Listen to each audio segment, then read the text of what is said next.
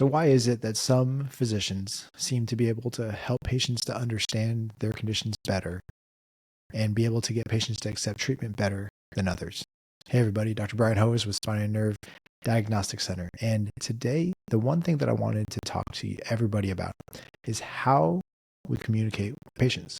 I think this is one of the very understated tools in medicine. And I don't really know why we don't talk enough about it, because it is one of the most important things for helping patients to understand what it is that they have to do to be able to get where they need to get to. Obviously, the cost of entry to be a good physician is that you have to know your medicine, right? You have to understand the science, the physiology, the pathophysiology, and the reason why whatever intervention we want to discuss with the patient is going to help them. But the way that we communicate those different tools, those different options to patients, helps the patients to understand. And so the way that I generally talk about this when I'm training residents or fellows or new providers to our practice is that we have to know the medicine so well that we can create different scripts in our head.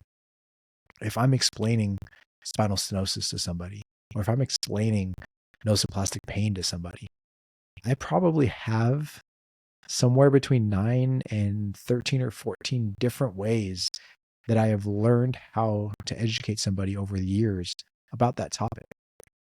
And my job, this is probably what I would consider the art of medicine.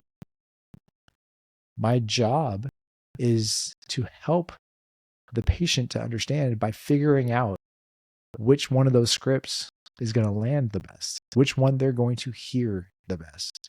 Because if they hear what I have to say in a way that actually makes sense to them, the likelihood that they're going to be able to take that information in, process it, and then understand the changes that they have to make to be able to change their future outcome becomes a little bit easier, right?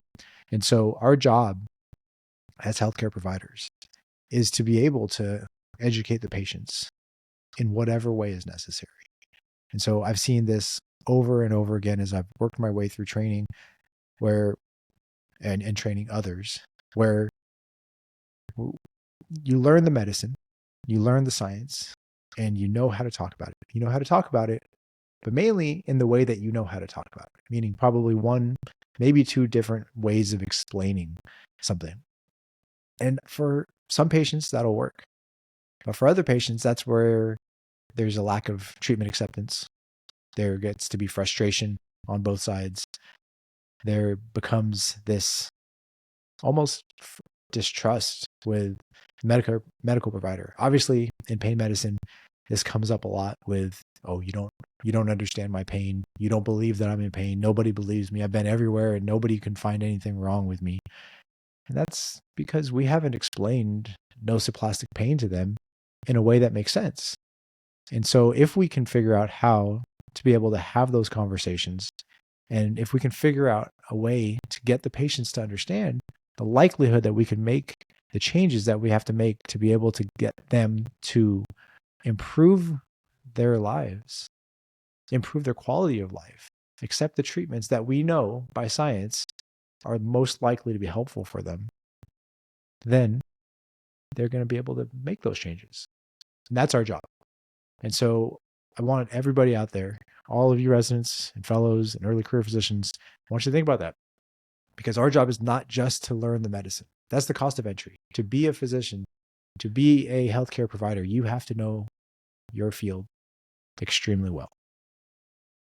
But to be a successful and, to be somebody that the community looks at as a successful, helpful practitioner, somebody that is going to lead the way and help a number of patients to achieve the desired outcomes, the art of communication has to become something that you care about. Okay, end of soapbox for today.